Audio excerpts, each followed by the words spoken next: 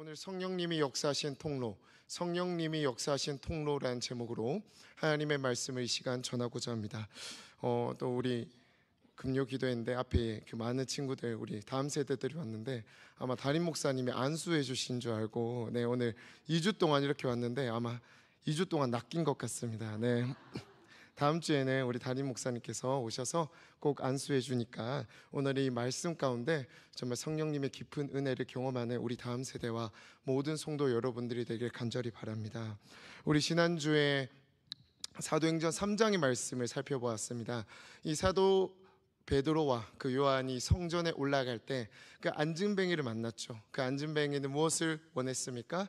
돈을 원했습니다. 그래서 이 사도 요한과 베드로에게 구걸을 했다고 기록되어 있었죠. 안진뱅이가 구하는 것은 분명 돈이었지만 이 사도 요한과 베드로의 주머니에는 돈이 없었습니다. 그러나 모든 문제를 해결할 수 있는 예수의 이름이 있었죠. 그렇게 나사렛 예수의 이름으로 일어나 걸으라 할 때 그때 안진뱅이는 자신이 구했던 돈과 비교할 수 없는 가장 고상한 가치인 예수 그리스도를 만나게 되어지고 구원을 얻게 되어졌습니다. 뿐만 아닙니다. 이제 그는 돈을 구걸할 필요가 없어졌습니다. 왜냐? 그는 이제 일어나 돈을 벌 수 있는 능력이 생겼기 때문입니다.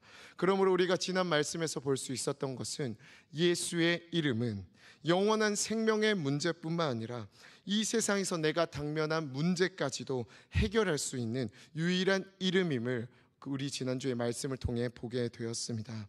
오직 예수만이 모든 질문과 문제의 유일한 해결책이 될 줄 믿습니다. 그렇게 베드로와 요한은 오직 예수의 능력으로 안진뱅이를 일으키고 성전에서 복음을 전하다가 유대인 지도자들에게 체포를 당했습니다. 그 유대인 지도자들은 베드로와 요한에게 신문을 하는 것이죠. 왜? 그들을 죽일 생각을 했기 때문입니다. 아마 베드로와 요한도 이제 그 유대인 지도자들이 자기를 신문하니 죽을 위기에 처했음을 알았을 것입니다. 그런데 이전에 베드로와 요한은 그들에게 잡혀 죽을까봐 도망쳤다면 오늘 그들은 완전히 180도 달라진 모습을 오늘 말씀 속에서 볼 수 있습니다. 오히려 그들은 유대인 지도자들에게 예수 그리스도의 복음을 담대하게 선포하는 모습을 오늘 우리 사도행전 4장을 통해 우리는 볼 수 있는 것이죠. 유대인 지도자들은 베드로와 요한을 체포하려고 죽이려고 체포했지만 그들의 알 수 없는 담대함과 지혜에 오히려 놀라고 그 베드로와 요한을 체포하는 것을 사도행전 4장을 보시면 우리는 알 수 있는 것입니다. 어떻게 그들은 이전에는 죽음이 무서워서 예수님을 배신하고 떠났는데 이제는 죽을 위기에 처했음에도 불구하고 예수 그리스도의 복음을 어떻게 담대하게 전할 수 있었을까요? 오늘 본문에서는 명확하게 이렇게 이야기하고 있습니다. 베드로가 성령이 충만하여 이르되. 아멘. 성령의 충만함은 이 베드로 한 사람만 바꾼 것이 아니었습니다. 성령 충만함으로 복음을 들은 이 유대인 지도자들은 어떻게 반응했다고 나와 있냐면 그 복음을 듣고 두려워했다라고 이야기하고 있습니다. 그 복음을 듣고 오히려 두려워하여 그들을 체포해서 죽이려고 했는데 석방하여 준 것인 것입니다.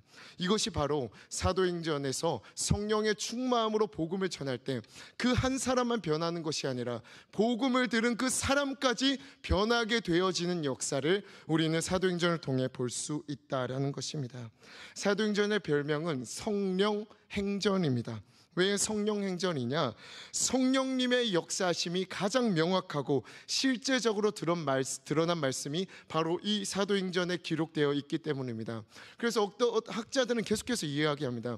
왜 사도행전이라고 지었냐? 성령 행전으로 짓는 것이 더 옳다라고 이야기하는 신학자들이 더 많다라는 것입니다. 그런데 우리는 사도행전을 계속 읽다 보면 뭔가 괴리감이 느껴집니다. 어떤 괴리감이냐면 바로 저 사도행전 시대에서 일어난 성령 하나님의 역사가 지금 우리가 살아가고 있는 이 시대의 성령의 역사와 뭔가 멀어져 보인다는 것이죠.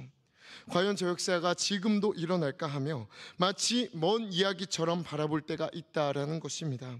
그런데 분명한 것은 우리가 지금 보이지 않는 선교지에서는 사도행전, 지금 우리가 보고 있는 사도행전에서 기록되어진 성령의 역사보다 더 놀라운 역사들이 보이지 않는 선교지에서는 일어나고 있다라는 것이죠.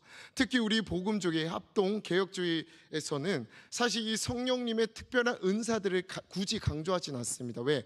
이것으로 말미암아 현혹되어진 성도들이 너무 많기 때문입니다. 그런데 이 성령님의 놀라운 그 은혜의 역사들을 굳이 증거하는, 이야기하는 교수님들이 계시는데, 그 교수님이 어떤 교수님이냐? 그 성교에 대한 그 이야기를 하는 성교 분야의 전문적인 교수님들이 꼭 이야기를 합니다. 자신도 이 선교지에 떠나기 전에는 이런 역사들이 지금도 일어난지 구체적으로 믿겨지지 않았는데, 선교지에 가니까 진짜 일어나더라. 눈먼 자가 눈을 뜨고 귀머거리가 귀가 들리게 되어지는. 그런데 저희 총신대에서는 이 얘기를 하는 것을 사실 좋아하지 않습니다. 그런데 그 교수님은 굳이 이야기하더라고요. 왜? 실제로 보았기 때문입니다. 병든 자가 고쳐지고 눈먼 자가 눈을 뜨며 심지어 안진병에 일어나는 역사들이 무엇보다 가장 중요한 건 성령님의 임재, 그 임재 가운데 친밀한 교제의 역사들이 정말 뜨겁게 일어나고 있다라는 것입니다. 우리 목사님들도 갭 선교에 갔을 때 그 역사들을 실제로 보셨다라고 이야기하셨죠. 그런데 저의 고민은 있습니다. 그 고민이 무엇이냐? 그 성령님의 실제적인 임재하심, 그 사도행전에서 정말 일어났던 그 성령님의 역사하심이 다른 선교지에서 선교사님을 통해서는 일어나는데 왜 내 삶 가운데는 잘 일어나지 않는가? 라는 그 고민 속에서 말씀 안에서 답을 찾고 적용해본 말씀들을 오늘 이 시간 나누고자 합니다. 저도 그렇고 여기도 한 명도 빠짐없이 그 성령님이 역사하시는 통로로 쓰임받고 싶을 것입니다. 이미 뜨거운 성령님의 통로로 쓰임받고 있으시다면 하나님께 감사드리고, 만약 저와 같이 동일한 고민을 하고 계시다면 오늘 이 사도행전의 말씀 가운데 성령님이 임재하셔서 성령님이 역사하시는 통로로 모두 다 쓰임받길 주님의 이름으로 축복합니다. 성령 하나님의 실제적인 진짜 역사가 기록된 오늘 사도행전을 관통하는 큰 맥락의 기도 제목이 있습니다. 그러니까 이 사도행전의 모든 그 현장 가운데 큰 맥락을 관통하는 기도 제목이 무엇이냐? 이 사도행전에서 성령 하나님의 그 임재를 구하는 기도 제목 가운데 어떤 기도 제목이 있었냐? 오직 사도행전에서는 성령 하나님만 구했다. 이 기도 제목이 사도행전을 관통하는 기도 제목이라는 것입니다. 이 말이 무엇이냐? 사도들은 이 사도행전에서 무엇만 구했냐? 바로 성령님의 뜻, 그 성령님의 뜻이 무엇인지 구하고 그 뜻대로 순종하며 이끌림을 받았다라는 것이죠. 그렇다면 왜 우리는 이 사도행전의 놀라운 역사가 실제적으로 우리의 삶 가운데 일어나고 있지 않은가? 이 질문에 대한 대답은 우리의 기도를 정직하게 돌아보면 됩니다. 어떻게 돌아보냐? 내 기도는 얼마나 성령님의 뜻에 모든 생각과 모든 삶이 맞춰져 있는가? 성령님의 뜻을 구하고 기도하는 것은 내가 원하는 것을 맞춰놓고 성령님을 의지하며 기도하는 것이 아니라 오직 하나님의 뜻대로, 성령님의 뜻대로 기도하는 것을 의미하는 것이죠. 하나님께서는 여기 모든 분들 단 한 명도 빠짐없이 하나님의 뜻을 이루시고 성령님의 역사를 이루시길 원하십니다. 믿으십니까? 그런데 여전히 내가 원하는 뜻이 내 안에 있고 그 뜻이 성령님의 뜻인지 묻지 않고 구하고 있다면, 기도하고 있다면 이미 시작부터 근본부터 잘못된 기도라는 것이죠. 우리의 신앙은 뜨겁게 기도하면서 어떤 엑스타시, 황홀함을 구하는 그런 신앙생활이 아닙니다. 그저 눈물이 나도, 내가 위로를 받아도 거기에서 우리가 끝이 나게 되어지면 다시 우리는 예전과 같이 돌아가게 된다라는 것이죠. 왜냐? 여전히 내가 위로받고 내 뜻이 위에 있기 때문입니다. 우리는 성령님이 원하신 뜻에 모든 내 삶을 맞추지 않는다면 계속 광야에서 쳇바퀴 돌듯 신앙생활을 할 수 있다라는 것이죠. 이처럼 예수님의 사역뿐만 아니라 사도들에게 동일하게 일어난 성령의 놀라운 역사들이 기록된 이 사도행전에서는 사람의 뜻이 아니라 철저하게 성령님의 뜻을 항상 묻고 그 뜻에 따라 움직일 때 놀라운 성령님의 일하심이 드러나게 됨을 볼 수 있다는 것이죠. 사도 바울이 2차 전도 여행 때 기록된 이 사도행전 16장에서는 사도 바울도 처음에는 그는 2차 전도 여행 때 어디로 가려고 했었냐? 아시아로 가려고 했었습니다. 왜? 그때 당시 아시아는 모든 교역과 상업의 무역의 요충지, 절충지가 바로 아시아였기 때문입니다. 그런데 사도 바울은 어떤 존재입니까? 머리가 아주 비상했던 존재였던 것입니다. 그래서 내가 지금 2차 전도 여행 때 아시아로 가게 된다면 이 복음이 가장 잘 전달되어 줄 수 있는 그 기회이지 않겠나라고 생각했던 것이죠. 그래서 그 가장 널리 복음을 전할 수 있는 요충지 아시아가 기회의 땅이 아닌가, 와 이건 하나님의 뜻이라고 사도 바울은 처음에는 확신했을지 모릅니다. 그러나 성령님의 뜻은 어디였습니까? 마게도냐, 바로 유럽이었다는 것이죠. 눈에 보일 때는 아시아로 가면 더 많은 사람들을 만날 수가 있었음에도 불구하고 성령 하나님의 뜻은 분명 마게도냐라고 유럽으로 가라는 명령이었던 것입니다. 그렇게 순종했을 때, 유럽으로 나아갔을 때 세운 교회가 어디입니까? 바로 데살로니가 교회였던 것이죠. 우리가 지금 묵상하고 있지 않습니까? 에베소라는 교회는 3년 동안 그곳에 머물며 세운 교회였지만 이 데살로니가 교회는 단 3주간 머물며 그곳에 교회를 세웠던 것입니다. 그곳에 교회를 세울 수 있었던 3주만, 딱 3편의 설교만 선포했음에도 그곳에서 교회가 세워지고 사랑의 수고와 소망의 인내와 믿음의 역사가 일어난, 그 성령의 역사가 일어난 비결이 무엇입니까? 성령 하나님의 뜻대로 순종하며 그 인도하심에 따랐을 때 그곳에 교회가 세워진 역사가 일어난다는 것입니다. 이 놀라운 일들 누가 행하십니까? 성령님이 행하신다는 것입니다. 어떻게 일하십니까? 성령님의 뜻에 모든 삶과 생각을 맞추고 순종할 때 그 역사가 일어난다는 것입니다. 분명 사도 바울은 성령님의 인도하심을 받고 유럽으로 가게 되어지고 데살로니가에 도착했을 때 그 데살로니가 교회는 어떤 곳이었냐? 우상 숭배가 아주 깊었던 곳이었습니다. 그래서 눈으로 볼 때는 예수님의 복음이 심겨질 만한 그런 문화와 배경이 아니었던 것이죠. 마치 우리가 예를 들자면 이슬람 문화가 강력한 곳, 불교 문화가 가득한 그곳에 복음을 전하는 것과 같다라는 것이죠. 그러나 그렇게 우상 숭배 문화가 가득했던 곳이지만 성령의 뜻에 순종하여 데살로니가에 가니 성령님께서 데살로니가 교인들의 마음을 여시고 우상을 숭배했던 데살로니가 사람들은 예수의 복음을 들을 때 그저 사람의 말로 받아들인 것이 아니라 하나님의 말씀으로 받아들였다라는 그 성령님의 역사가 데살로니가전서 2장 13절에 분명하게 기록되어 있다라는 것입니다. 이 모든 역사는 내 뜻, 내 생각을 붙잡고 사는 것이 아니라 성령님의 뜻이 세워질 때 일어나는 역사라는 것입니다. 그것이 바로 이 사도행전에서 계속적으로 일어나는 성령님의 실제하심의 역사의 방식이라는 것이죠. 그래서 내가 아무리 맞다고 효율적이라고 생각하는 일이라고 할지라도 우리는 가장 먼저 성령님의 뜻을 알아야 할 줄 믿습니다. 성령님의 뜻에 우리가 귀를 기울여야 한다는 것이죠. 이것이 자기를 부인하고 내 생각, 내 고집 다 십자가에 못 박는 것입니다. 가장 정확하다고 확실하다고 내가 생각했던 것도 성령님이 아니라고 말씀하시면 아니라고 믿는 것이 나 자신을 부인하는 것이죠.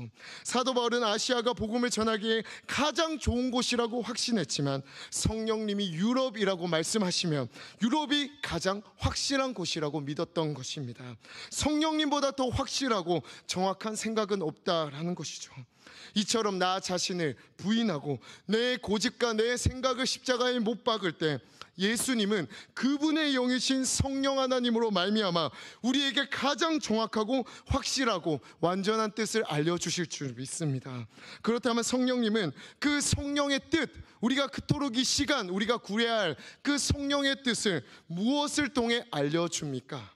바로 이 하나님의 말씀을 통해 우리에게 알려준다라는 것입니다. 성령님은 성령의 뜻을 하나님의 말씀으로 알려주십니다. 혹여나 우리가 기도 가운데 뭔가 하나님의 감동이 있고 하나님의 말씀을 아는 것 같고 뜻을 아는 것 같은데 뭔가 음성도 들려요. 깨달음도 있어요. 그런데 그것이 성경이 말하는 것과 반대되는 것이라면 그것은 성령님의 뜻이 아니라는 것이죠. 그래서 반드시 우리가 기도하면서 성령님의 뜻을 분별할 때는 하나님의 말씀이 이 성경을 통해 하나님의 선하시고 기뻐하시고 온전하신 뜻이 무엇인지 분별해야 한다는 것입니다. 기도하며 아무리 내 마음속에 감동이 있고 눈물이 있어도 성경과 반대되는 것이 있다면 그것은 육신의 목소리고 사탄의 음성이라는 것이죠. 그래서 반드시 성령님의 뜻은 성경 말씀 안에 있음을 기억해야 한다는 것입니다. 그래서 우리가 기도할 때 딱 로마서 8장 28장이라고 뜨지는 않더라도 뭔가 하나님의 마음이 주시고 하나님의 마음을 주시고 성령님의 뜻 같으면 하나님의 말씀과 부합되어지면 함께 맞다면 그것은 하나님의 뜻, 성령님의 뜻인 것이죠. 그런데 가끔 성령님의 뜻을 성경 말씀으로 응답받았을 때도 함정이 있다는 것입니다. 그러니까 내가 이 성령님께 기도하면서 하나님의 말씀을 받았는데도 이 하나님의 뜻이 아닐 때가 있다라는 것입니다. 그때가 언제냐? 이 성경 말씀을 받아도 잘못 해석했을 때입니다. 성경은 성경의 배경과 문맥과 그리고 이 구약에서는 히브리어 원어 그리고 신약에서는 헬라어 원어로 깊이 우리가 묵상했을 때 이 성경 가운데 하나님이 말씀해 주시고자 하는 진의 참뜻을 우리는 알 수 있다라는 것입니다. 그런데 일반적으로 그럴 일이 없지만 제가 실제로 들은 얘기입니다. 어떤 교회냐면 그 되게 대형교회 온누리교회에서 신앙생활하는 여성분이 있었다고 합니다. 근데 그 여성분이 열심히 직장생활을 하고 있었어요. 그리고 열심히 기도하고 있었는데 이제 직장생활하면서 어머니가 계속 시골로 내려오라고 말씀하셨나 봐요. 그래서 그것을 두고 막 기도하고 있었는데 이제 하나님께서 아브라함을 부르시는 창세기 12장 1절 말씀을 준 것입니다. 너는 내 본토와 친척과 아비의 집을 떠나 내가 내게 명령한 그 땅으로 가라. 그래서 이 말씀 받고 하나님이 그냥 시골로 가라고 하시는 말씀이구나라는 생각이 들어서 자기가 다니고 있는 번듯한 직장을 다 버리고 시골로 내려간 것입니다. 그런데 그 시골로 내려갔을 때 뭔가 내려갔을 때 하나님이 일이 펼쳐질 것 같고 역사가 펼쳐질 것 같았는데 오히려 더 힘든 일, 어려운 일들 정말 그곳 가운데 굉장히 괴로운 생활을 하며 다시 올라오게 되는 것이죠. 그때 자기는 하나님을 원망하게 되는 것입니다. 왜? 하나님의 말씀에 내가 순종했는데 왜 하나님의 역사들이 그 일들이 내 삶 가운데 펼쳐지지 않는가? 이것은요 성경의 말씀을 잘못 해석한 것입니다. 왜? 이 아브라함이 원래 어디에 있습니까?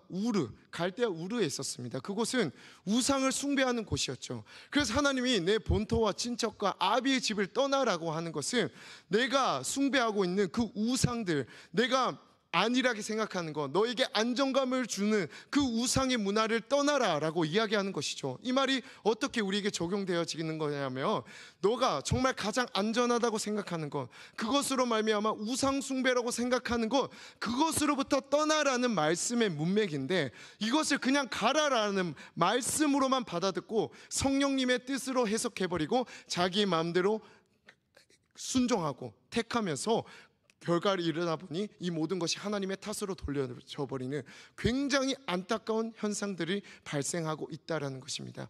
그래서 우리는 각 교구와 부서와 기관에 사역자들을 배치해 주는 것입니다.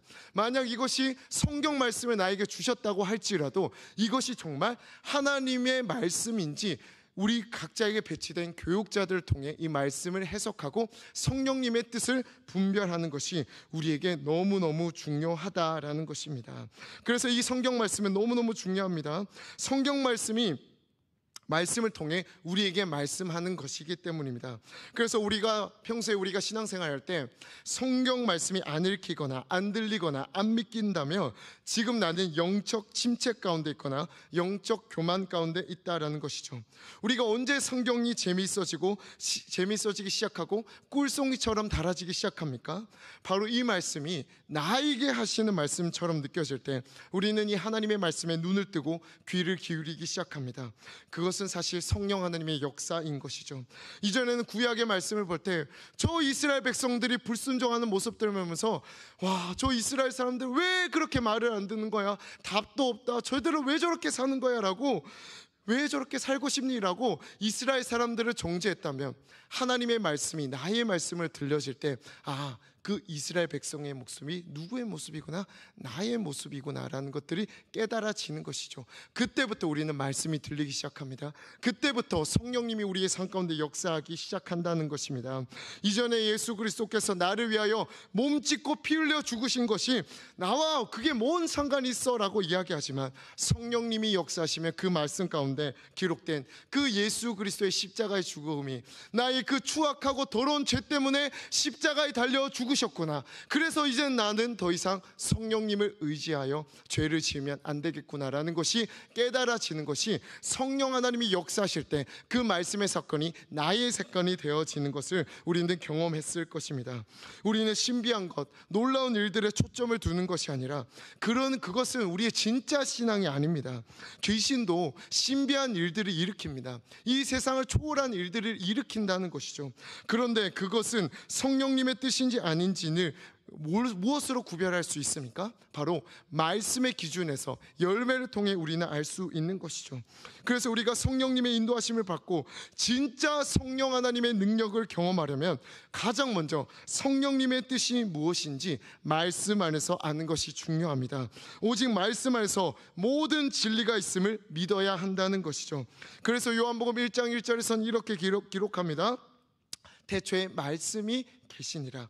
이 말씀이 하나님과 함께 계셨으니 이 말씀은 곧 하나님이시니라. 아멘. 요한복음 14장 26절에서 성령님을 무엇을 통해 역사하시는지 분명하게 이야기하는 것이죠.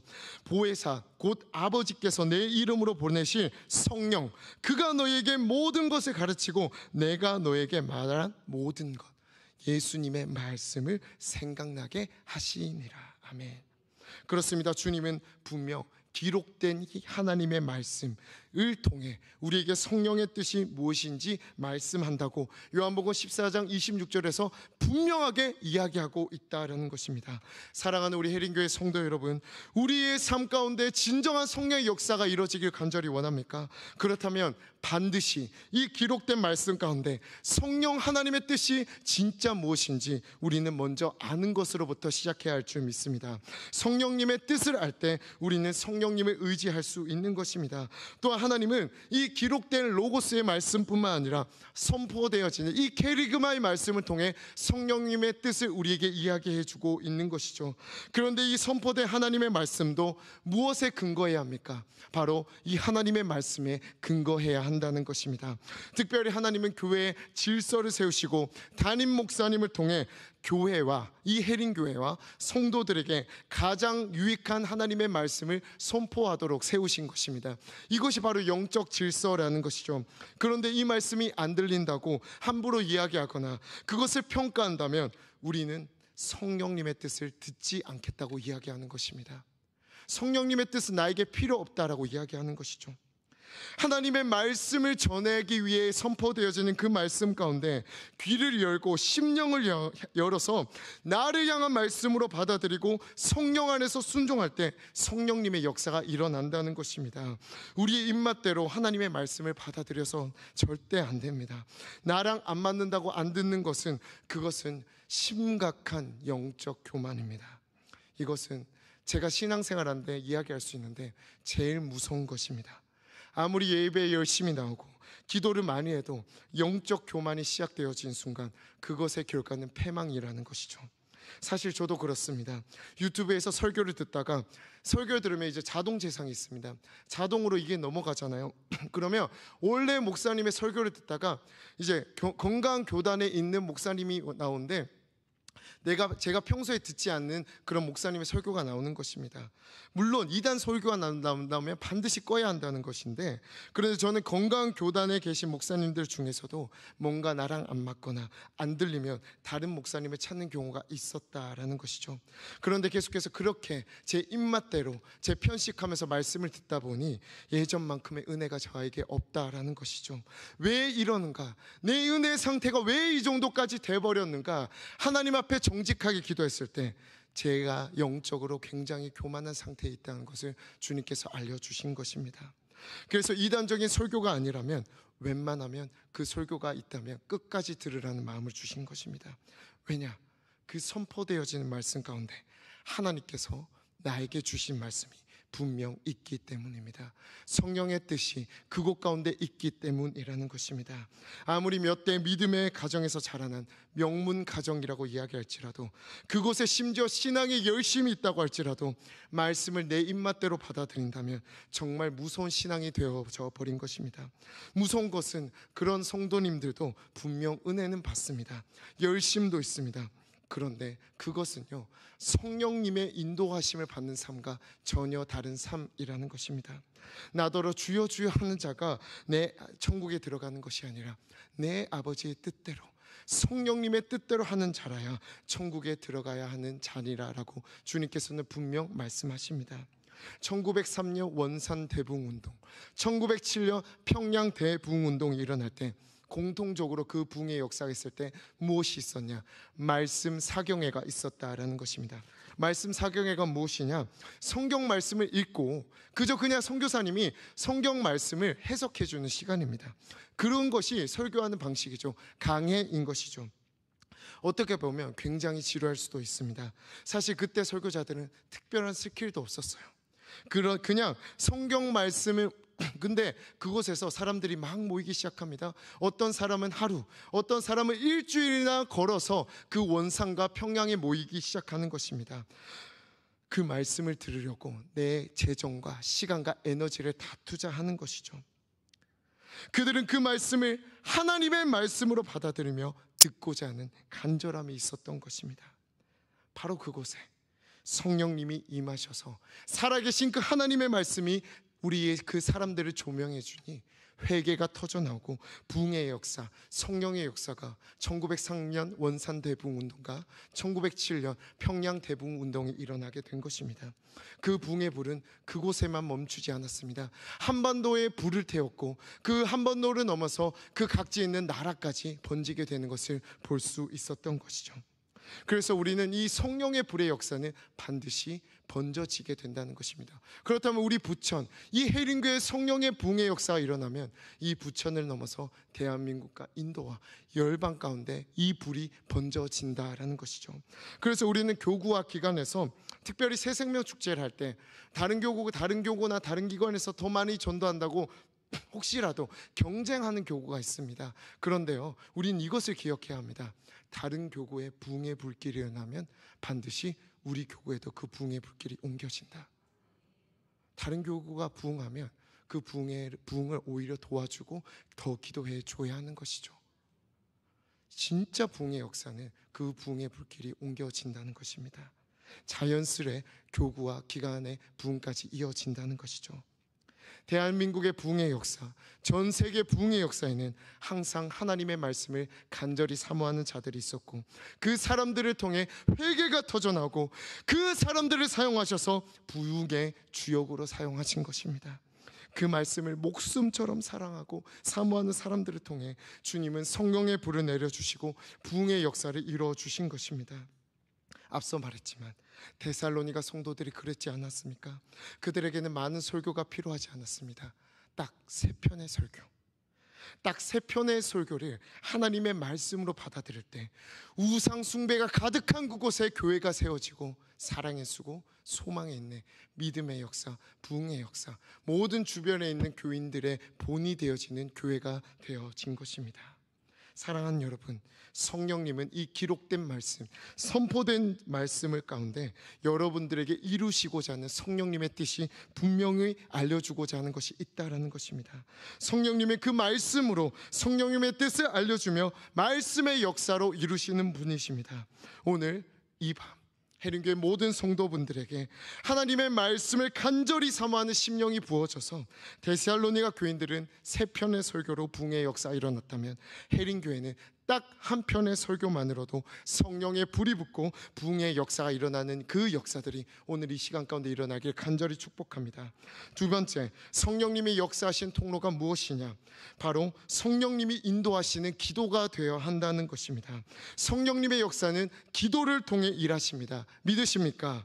여기 금요기도에 나오신 분들은 아니 계시겠지만 혹시 이런 생각을 해본 적 있으십니까? 기도해도 안 된다, 별로 안 바뀌더라. 어떤 분은 40일 금식을 해봤고 내가 100일 철야도 해봤는데 똑같더라라고 하시는 분들도 있습니다. 그런데 우리가 분명히 기억해야 할 것은 기도에는 절대 실패가 없다라는 것입니다. 믿으십니까? 기도할 때 하나님이 일하십니다. 그런데 왜 40일 금식을 해도 100일 철야를 해도 바뀌지 않는다라고 이야기합니까? 바로 형식적인 기도의 늪에 빠져 있기 때문입니다. 그냥 기도의 목적 없이 기도하기 때문일 가능성이 굉장히 높기 때문입니다. 원하고 바라는 것이 있는데 기도 며칠 채우면 된다, 금식 며칠 하면 열심히 하면 된다, 이런 향방 없는 기도는요, 이방인들이 중언부언하는 기도라는 것이죠. 사랑하는 여러분, 기도하는 이 시간은요, 내 뜻 맞춰놓고 성령님 의지하는 것이 아니라 아까 말씀했던 것처럼 성령님 뜻 온전히 먼저 맞춰놓고 기도하는 시간이 되어야 할 줄 믿습니다. 그러므로 성령님의 뜻을 이루는 시간일 줄 믿습니다. 그래서 사도 바울은 에베소서 6장 18절에서 분명하게 이렇게 우리에게 말씀하시죠. 모든 기도와 간구를 하되 항상 성령 안에서 기도하고. 아멘. 기도는 내가 원하는 것, 내가 바라는 것 하는 시간 아닙니다. 기도는 반드시 성령 안에서 해야 합니다. 이 말이 뭐냐? 성령님이 이루시고자 하는 그 뜻을 가지고 기도해야 한다는 것입니다. 그러면 성령 안에서 기도하는 사람들은 어떤 사람이냐? 성령님께서 반드시 이루고자 하는 뜻이 있어서 우리로 하여금 기도하게 하신다는 것입니다. 내 가운데 성령님의 뜻, 하나님의 뜻으로 채워지고 기도하고 있다면 그 기도는 내가 하는 기도가 아니라는 것이죠. 성령님이 우리의 기도를 인도하고 계시다라는 것입니다. 그래서 로마서 8장 26절은 이렇게 말씀합니다. 이와 같이 성령도 우리의 연약함을 도우시다니 우리가 마땅히 기도할 바를 알지 못하나 성령님께서 말할 수 없는 탄식으로 말미암아 우리를 위하여 친히 간구하시느니라. 아멘. 누가 기도하신다고요? 성령님이 기도하신다는 것입니다. 우리를 위하여, 그 하나님의 뜻을 이루기 위하여 기도하신다는 것입니다. 그래서 기도를 하는데 계속 하나님의 말씀대로 성령의 뜻대로 기도가 안 나온다, 그러면 내 뜻, 내 생각으로 기도하고 있고 내 힘으로 기도하고 있다라는 것입니다. 그런데 내가 기도하고 있는데 나도 모르게 하나님의 말씀이 내 입술 가운데 터져나오고 하나님의 뜻이 내 입술까지 터져나오고 있다면 그거는 내가 기도하는 것이 아니라 하나님의 뜻을 이루시기 위해 성령님이 인도하시는 기도일 줄 믿습니다. 그래서 우리는 이 모든 기도를 통해 내가 기도하는 것이 아니요 성령님이 인도하셨고 이 모든 것을 성령님이 이루셨다라고 고백할 수 있다라는 것입니다. 오늘 저녁에 드리는 모든 기도 가운데 성령 하나님의 뜻이 우리의 입술 가운데 막 터져나오기 시작하며 하나님께서 반드시 이루는 기도의 제목들이 되길 주님의 이름으로 축복합니다. 제가 다니엘서를 읽으면서 하나님의 인도하시는 그 기도는 어떠한 기도인지 깊이 묵상해보는 시간을 가지게 되었습니다. 다니엘서 9장을 읽게 되었습니다. 다니엘은 그때 어떤 상황 가운데 있었냐? 바벨론에서 총리였죠. 근데 그 5장 가운데 바벨론이 멸망하고 이제 페르시아가 바벨론을 정복합니다. 근데 하나님의 은혜로 말미암아 이 다니엘이 페르시아에서도 총리가 되어진 것입니다. 그런데 그렇게 총리가 되어지면서 그는 그의 포로 기간은 얼마만큼 되었냐? 약 67년이 되었습니다. 70년이 되어지면 이제 우리가 회복되어진다는 말씀이 있었죠. 선지자를 통해서 선포되어지죠. 70년간 포로 생활 가운데 예루살렘을 회복하는 것. 그런데 이 다니엘이 그 처한 상황 가운데서는 도저히 예루살렘이 회복되어질 것이 보이지 않는 것입니다. 그런데 다니엘은 그때 무엇을 하고 있었냐? 하나님의 말씀을 읽고 있었습니다. 전혀 예루살렘이 회복될 것처럼 보이지 않지만 다니엘은 하나님의 말씀을 읽고 있었던 것이죠. 어떤 말씀? 예레미야서를 읽고 있었습니다. 그러다가 다니엘은 엄청난 깨달음을 얻게 되는 것입니다. 그 말씀이 무엇이냐?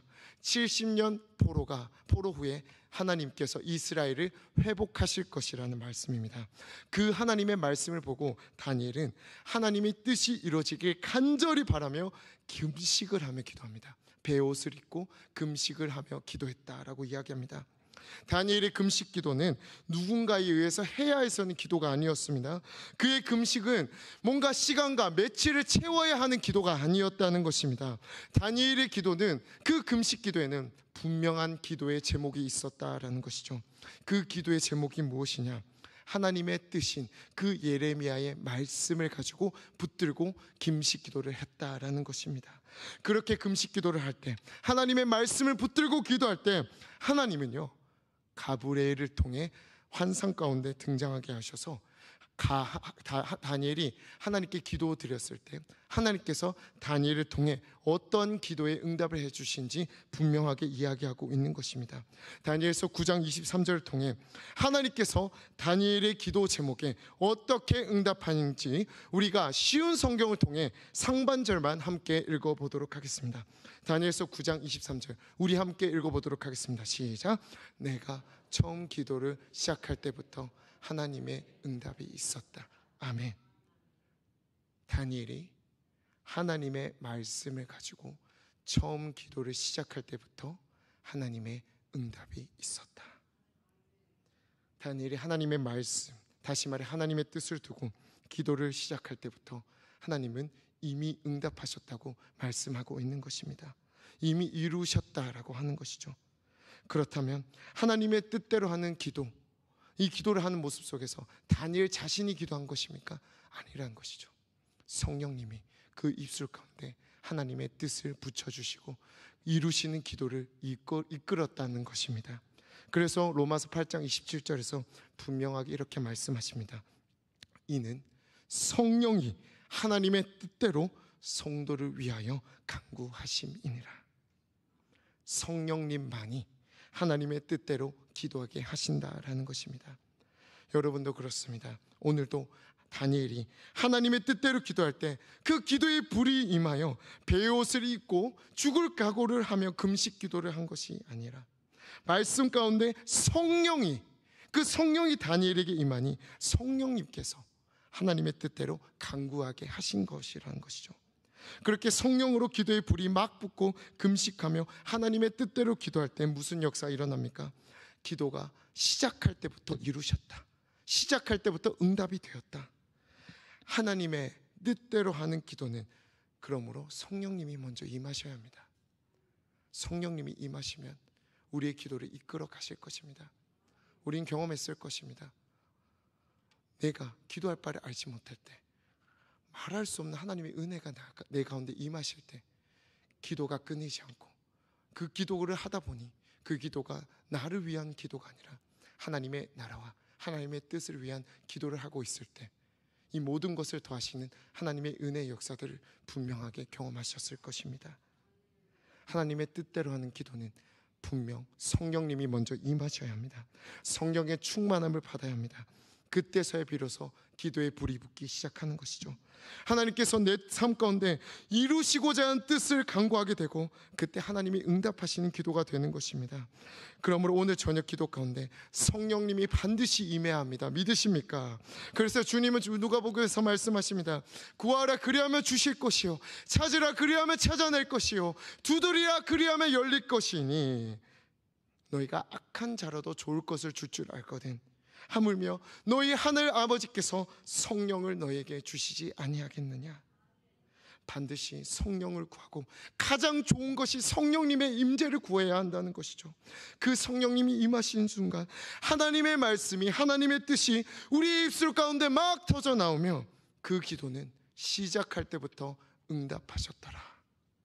다니엘에게 말씀하신 그 말씀이 우리의 삶 가운데서도 분명하게 임하실 줄 믿습니다. 어린이 전도협회 가운데 이제 며칠 동안 있으면서 정말 이 하나님의 말씀, 그 성령님의 뜻을 구하고 기도했을 때 실질적으로 응답받았던 그런 간증들을 잠깐 나누고자 합니다. 뭐 놀랄만한 상황들은 아니지만 저에게는 놀랄만한 역사였죠.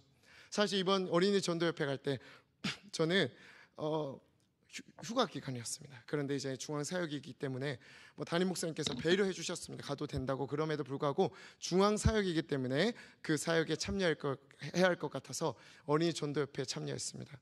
근데 솔직하게 저희 마음은 이 새생명 축제 가운데 미전도 종족 어린이들 복음 전해야 한다고 하시는데, 어린이들은 저는 너무 좋아요. 사랑스러운데 그들에게 복음을 전해야 할 필요성이, 그 하나님 마음이 저에게 주어지지 않는 것입니다.